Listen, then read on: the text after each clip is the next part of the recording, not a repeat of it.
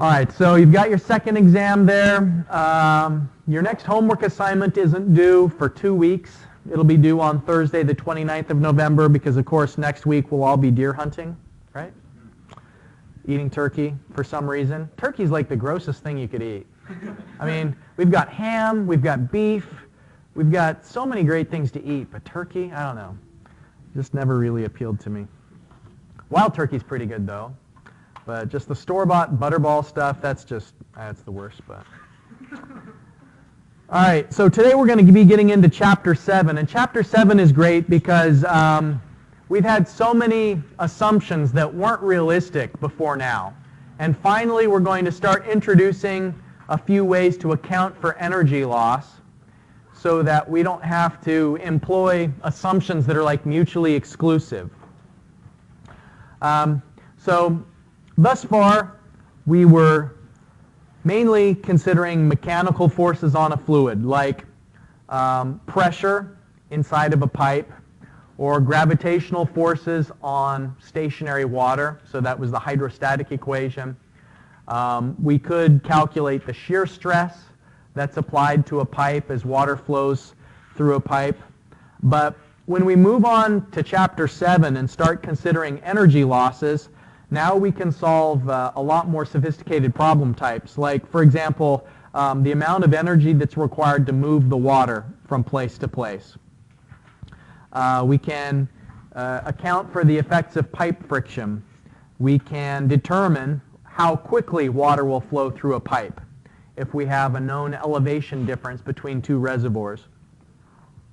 And we can account for things like bends and valves and other obstacles as water moves through a pipe network. So the energy equation is really important because most of the real world involves water moving from place to place.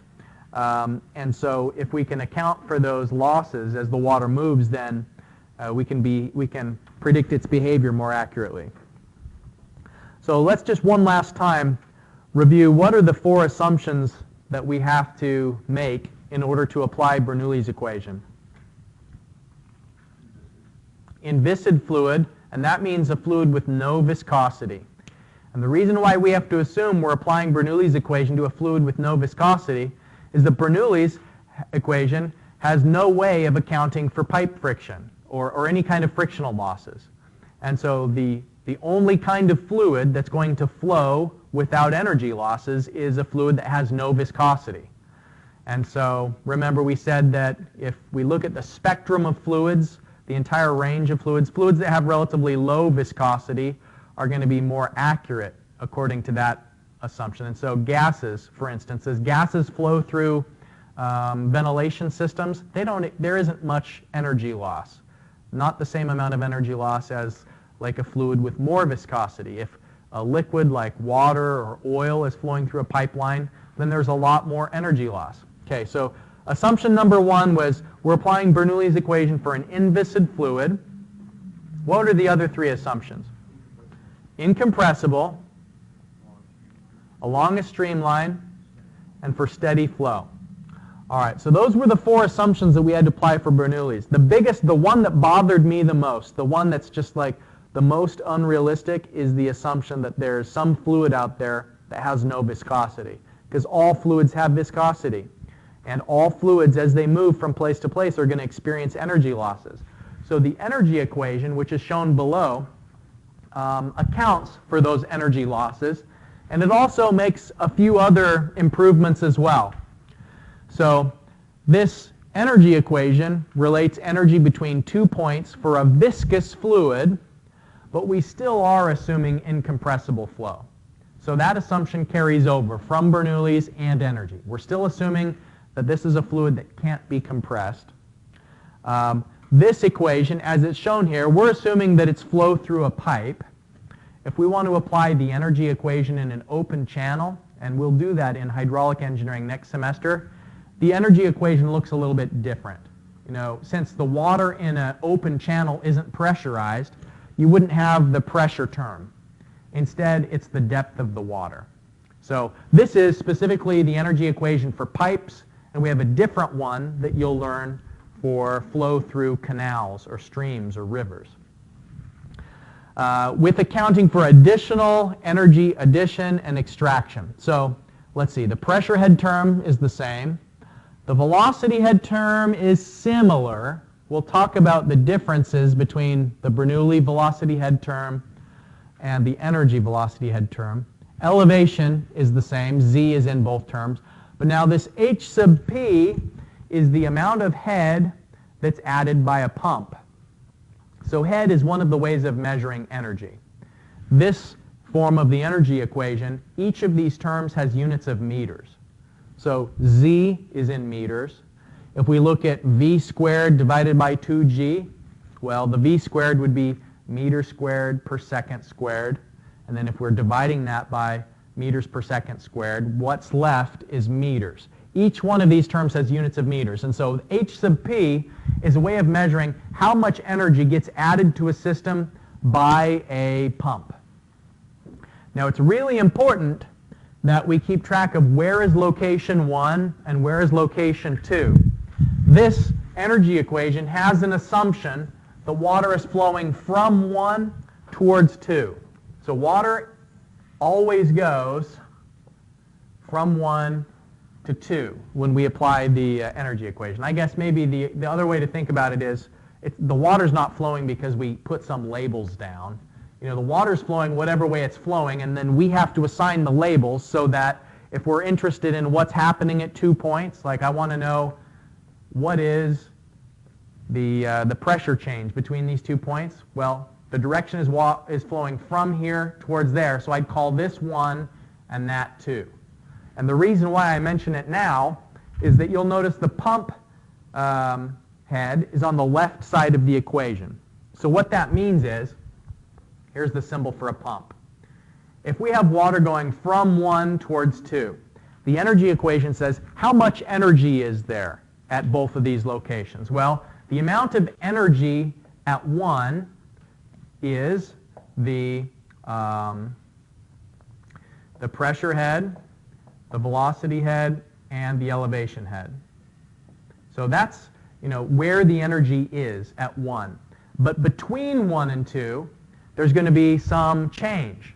And so the pump head gets added to the left side of the equation, because what we're saying is, we're saying that the energy at 1 plus the energy that's added by the pump head is equal to however much energy there is at 2 plus the energy that's taken out through a turbine and the energy that's lost due to pipe friction and local losses. So what we're saying is the energy that we can measure and use is going to change based on where we're adding energy due to a pump, where we're taking it out due to a turbine, and where it's being lost through flow through a pipe. So it's not interchangeable. Location 1 and location 2 is not interchangeable. We have to consider the direction of the flow to label them appropriately, and the pump head is always on the left side of this equation. The turbine head and the head loss is on the right. Any questions so far?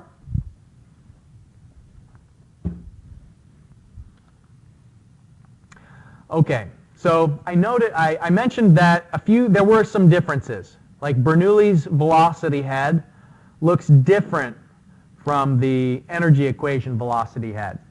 So this V bar, the V with the line above it, means the average velocity in the pipe. And remember that when we were applying Bernoulli's equation, we were applying it along a streamline. And so what we meant was the velocity at an exact location. That's how we were applying Bernoulli's equation. It was velocity at a point. The energy equation, it's not saying the velocity at a point, it's saying the average velocity at across the entire cross-sectional area. So the way that you find that velocity, V bar, is Q divided by area. So if you know how much flow is going through the pipe, and you know the pipe's diameter and therefore can calculate the cross-sectional area, then you're, by definition, calculating the average velocity V bar. H sub P is the head supplied by a pump. H sub T is the head removed through a turbine. a turbine is kind of the opposite of a pump. Rather than adding energy to the system, a turbine extracts energy. And turbines are used in hydropower situations where you've got some elevated reservoir and you've got water coming out of that reservoir and it's going into a turbine and then it's maybe being discharged. And so inside that turbine is an impeller that's spinning around in circles because of the pressure that's caused by this elevated reservoir. So the generator that's connected to the turbine is spinning because of the work that's being done by the water that moves through that pipe and comes into contact with the impeller. So it's on the right-hand side of the equation because any energy that's removed by the turbine is therefore not going to be available to exist as pressure head, velocity head, or elevation head. So if I have a pipe coming out of the turbine, the pressure right here at this location would be low compared to here. Here, the pressure would be high. And so this turbine, as it's spinning, would be extracting pressure. That's how it kind of removes the energy from the system. And the opposite of that, the pump just instantaneously adds pressure. We'll look at ways to visualize that after Thanksgiving. H sub L, in this formula, there's two things that factor into the head losses. There are the frictional losses, which is just water in contact with the pipe, and sometimes pipe material is relatively rough and kind of exerts a drag on the water that's moving through that conduit. And even if the pipe is relatively smooth, there's still a frictional loss through a pipe. H naught is the local losses, and H sub L is the local losses plus the frictional losses. Local losses is energy loss at a certain location, like at a valve or a bend.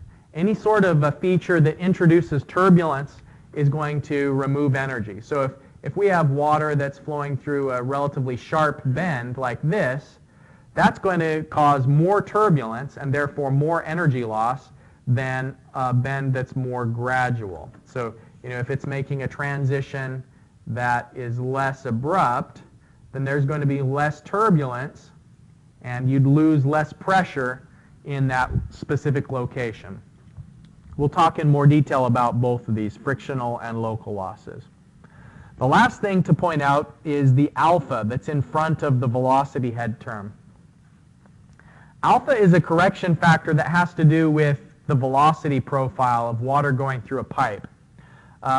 When you have laminar conditions, this is what a velocity profile will look like. It's kind of a parabolic bullet shape where at the center line of the pipe, where you're furthest away from the interference of the pipe friction, the velocity is the highest. And there's a really even, smooth profile of the velocity. And you could calculate that velocity as a function of radius. You could find out the velocity at any radius away from the center line by knowing the maximum velocity, and then the minimum velocity down here at the pipe wall is going to be 0. And so there's an equation that could sketch the curve of that. Alpha is just saying that when you have turbulent flow, the average velocity isn't going to necessarily be, if you integrate all of the velocities, and you take the velocity and the effect of the incremental area over which it's acting, the average velocity is going to underrepresent how much kinetic energy is actually there when you have turbulent conditions. And so the correction factor that you'd use for laminar flow conditions, which are rare, it doesn't come up very often. If you have laminar flow conditions, then you'd have to use alpha in front of the velocity head term of 2. And graphically, just maybe to try and illustrate that a bit better, if we have this velocity profile that has this bullet shape, let's say that the velocity here is 4 meters per second, and the velocity down here is 0 meters per second. If we do Q equals VA, then it might be that our average velocity is like 1.8 meters per second, because it's going to be a relatively small location where it's just at the top here that it's 4 meters per second. So this would be from V equals Q divided by A. But in a laminar cross-section like this, the true amount of kinetic energy that's present is going to be higher than what's represented by taking the volumetric average and finding the velocity that way. Because since you're squaring it, if we go over to the formula for the velocity head, see you're squaring the velocity. So the marginal areas where the velocity is a bit higher, like this zone right in here, is going to kind of have a lot of kinetic energy in it. And just using the average, the V bar for your velocity is going to underrepresent how much kinetic energy is really there.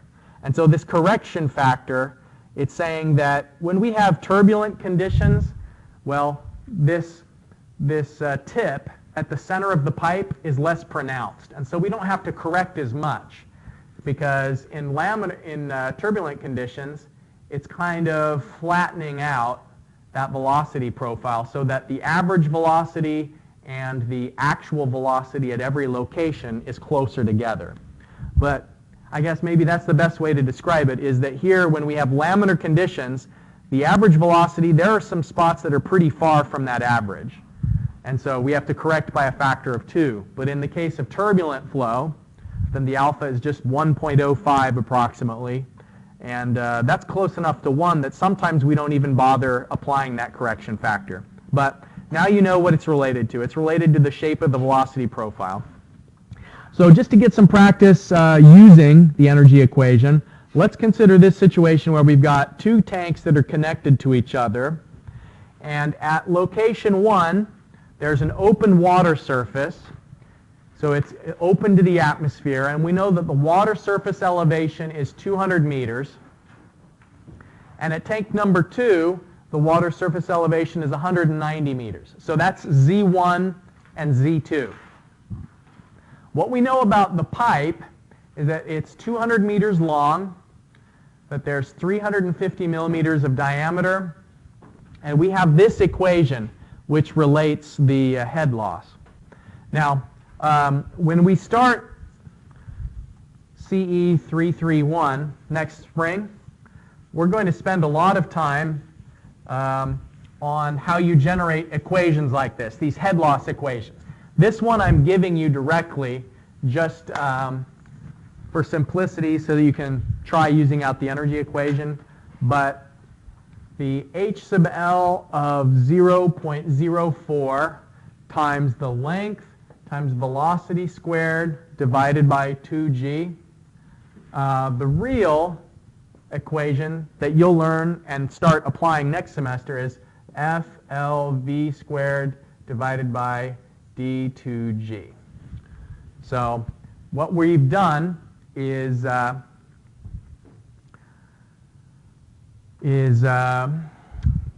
worked in the friction factor and the diameter into this 0.04. So I'm kind of saying that the effect of the diameter and the friction factor are already accounted for in this coefficient 0.04. But what you still need to do to find out how much head loss there is put in the pipe length, find the velocity of flow through the pipe, and 2g. One last thing I want to emphasize before I turn you loose is that V1 and V2, that's different than the V in this head loss function. The V in this head loss function, this is the V through the pipe. V1 is the velocity at a location. And so V1 is talking about the velocity of the water at the top of that tank. And so we're going to assume that the velocity of the water at the top of the tank is 0, because if this liquid level is falling in the tank, it's probably falling pretty slowly. And so the velocity at 1 is essentially negligible. And the same thing at 2. If the liquid level is changing, we don't know how quickly it's rising or falling, and we can assume that it's pretty small. We can safely assume that it's a very small thing. And so since it's open to the air at both 1 and 2, then that tells us what we should use for the pressure at 1 and at 2. And we're looking at the sketch here, and the problem statement says nothing about a pump. It says nothing about a turbine. So all we've got is the elevation differences and the equation for the losses.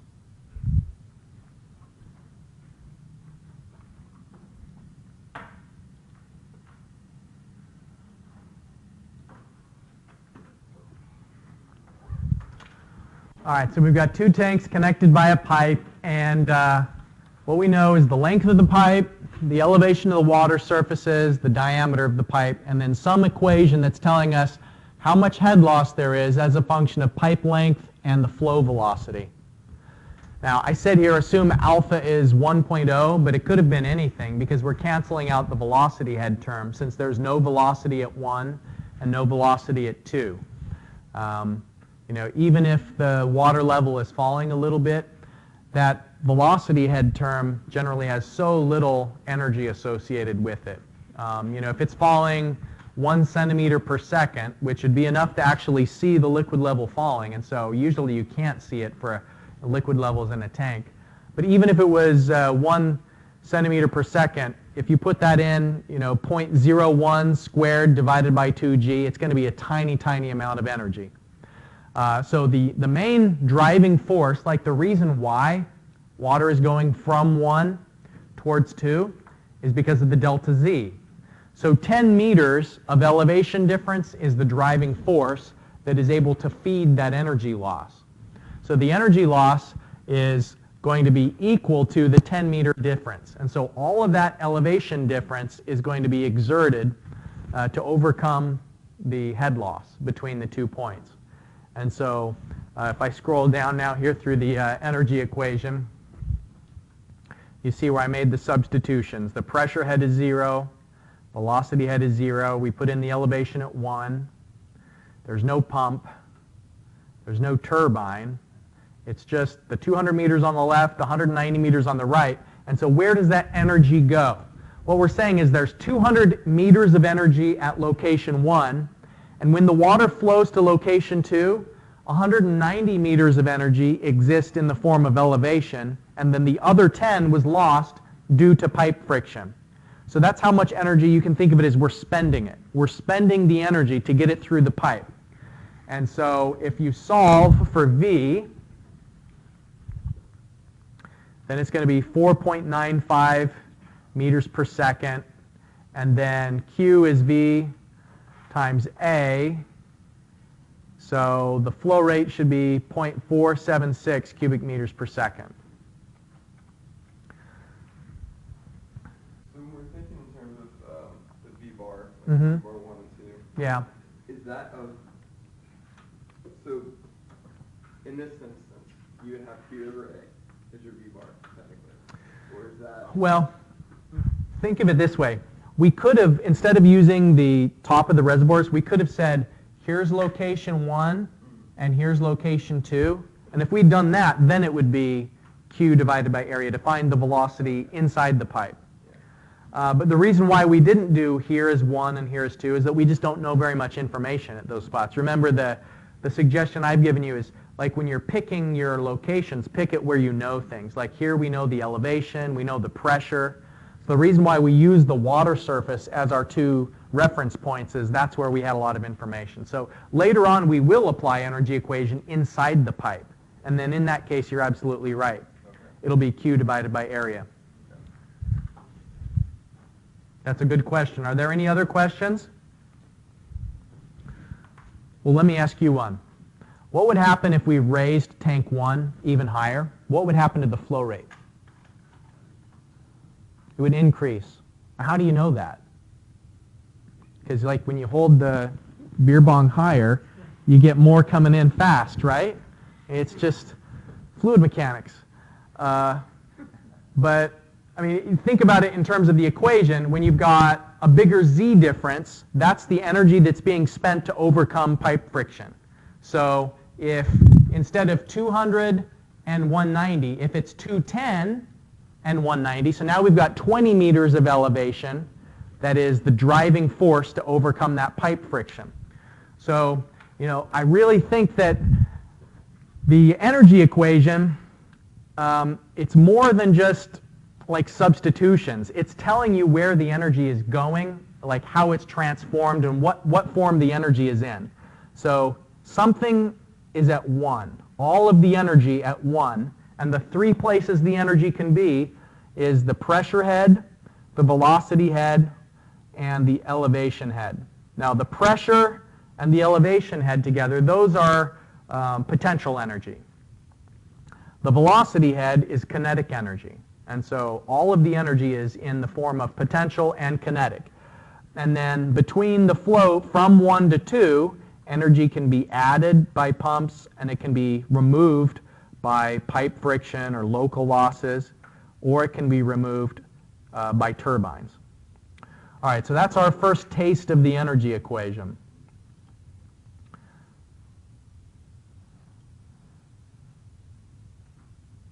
All right.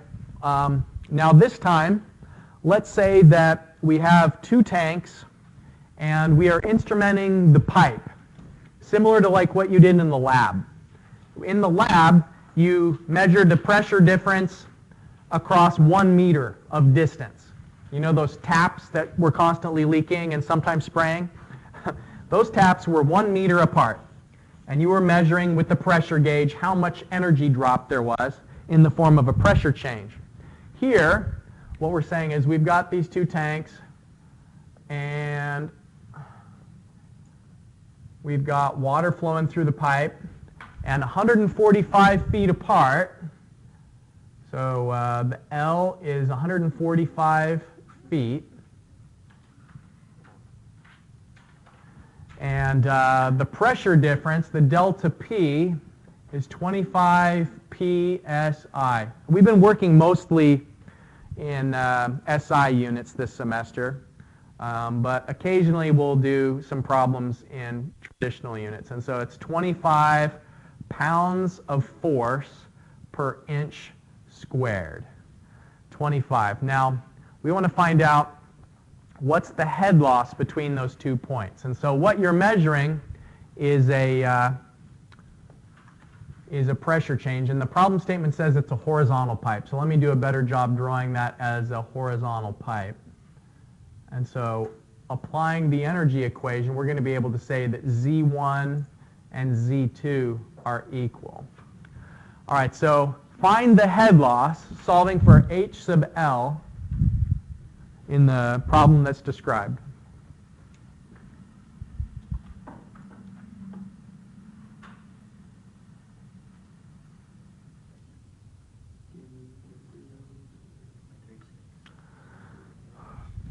Okay, so the pressure change, we have to convert over to pounds per square foot.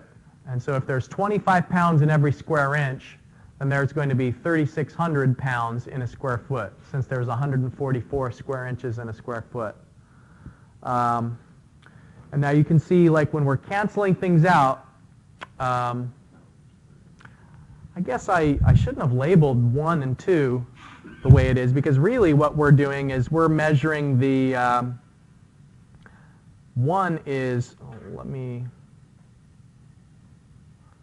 I don't think well, maybe I can write notes this way. Well, 1 is in the pipe. 1 is where we're measuring the upstream location where we're measuring pressure. 2 is the downstream location. And so the Z's cancel out because it's a horizontal pipe. The V's cancel out not because the velocity is negligible, but V1 equals V2. So the difference between them is 0. So the pipe diameter is the same from 1 to 2, so that means that the velocity is going to be the same. So because V1 equals V2, we cancel out the velocity head term. So all that's left is the pressure head change, and so P1 minus P2 divided by gamma is the head loss. So there's going to be 57.7 feet of head loss over the course of 145 feet of pipe. So what that would tell you is it would tell you how much elevation difference is required if you want these flow conditions to be possible. Like if you were measuring this in the lab, and you had a piece of section in the lab, a section of pipe in the lab, and you measured this head loss difference, then that would give you an idea when you're scaling it into the field for a real-world design, how much elevation difference is required to achieve the flow conditions that you have in mind.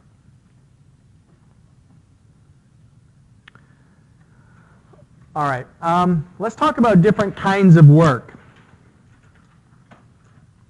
When water is flowing through a pipe, it's resisting pressure. And think about the water that's inside a control volume.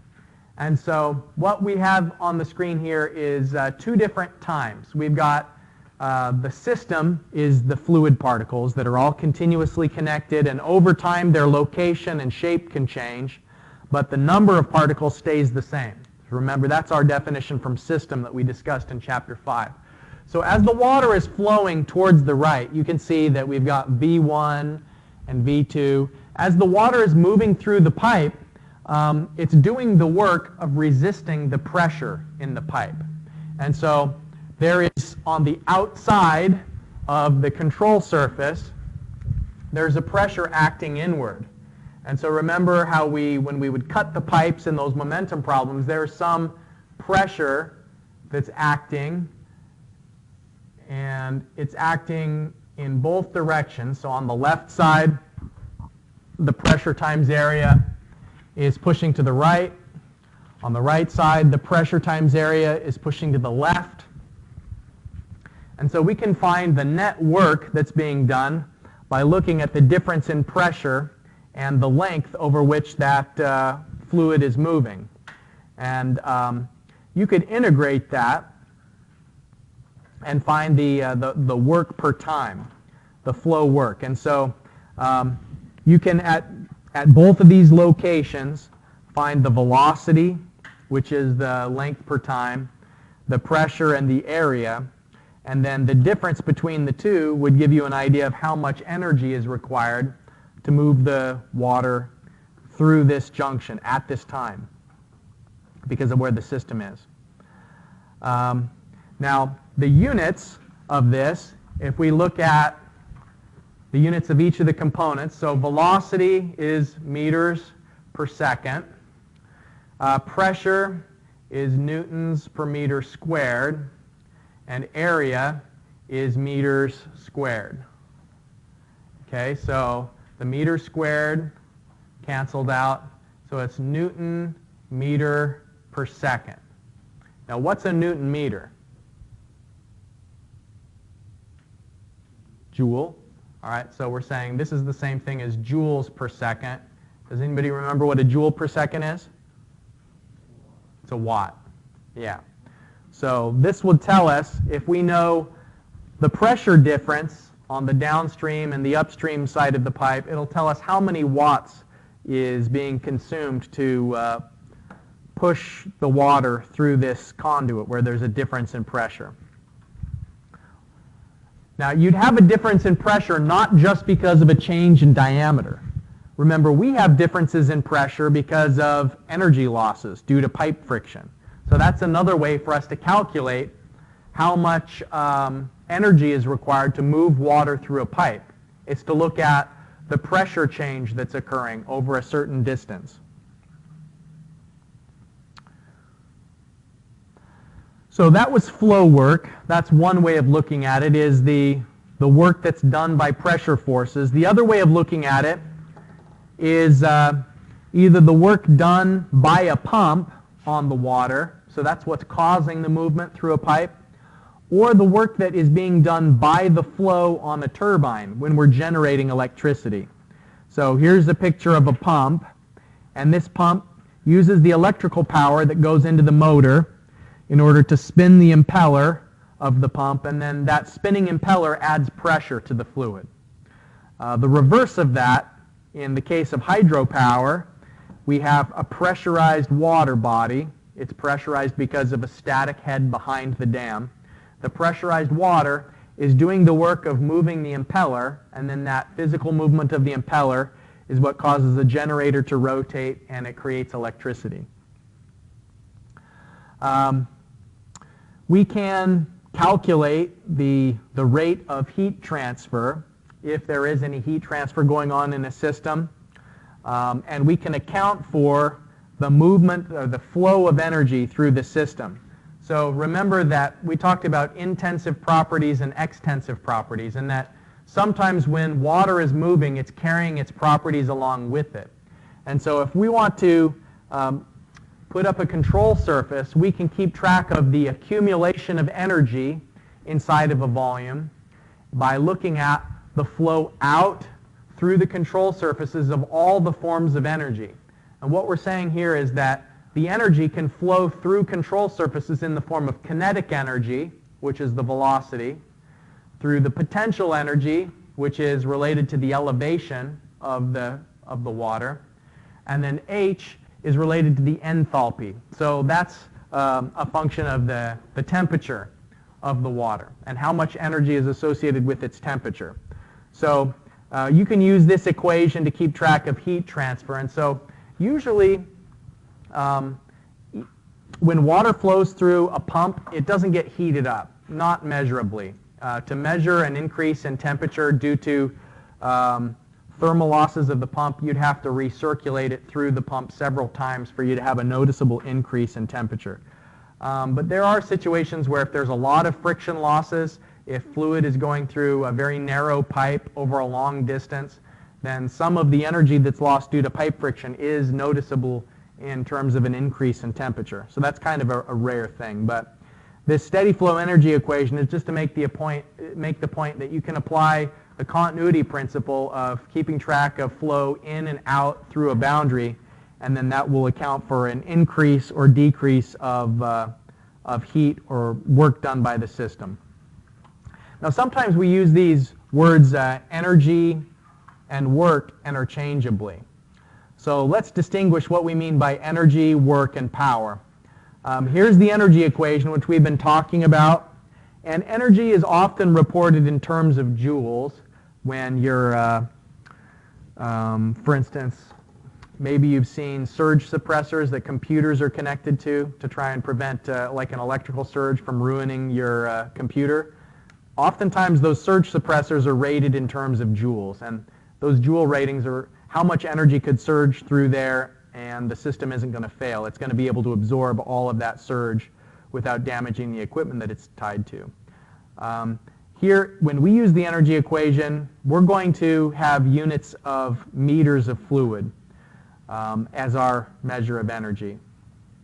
Now, work is also measured in terms of joules, but the shaft work that we've just talked about is where there's a Newton of force that's applied over a meter of distance. And the way that I kind of keep it straight is that energy is used to perform work even though they have the same units.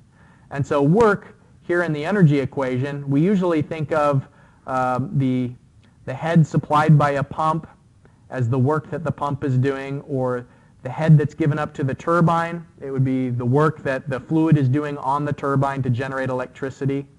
So the units are interchangeable, but the language isn't. And so energy is used to perform work. Now power is when there's a time dependency, and it has different units, because now what we're looking at is how much work or energy is being used or performed per unit time. And so if we were using joules for work, then now it's joules per second for power. And the power equation that's shown here at the bottom of the screen, the power that's required to move a liquid depends on the flow rate of the liquid, the unit weight of the liquid, and then H sub P would be the pump head.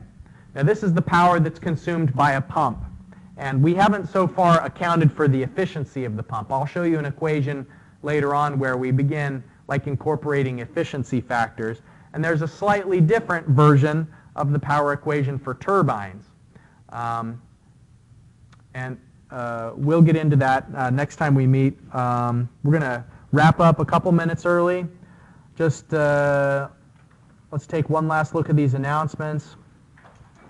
So your first assignment from Chapter 7, homework 7A, that's due the Thursday after we get back. So, I mean, if you'd like to get an early start on that, I'd encourage you to do so. If you have any questions as you're working on it, feel free to send me an email. Otherwise, I hope you have a great vacation, and I will see you after the break.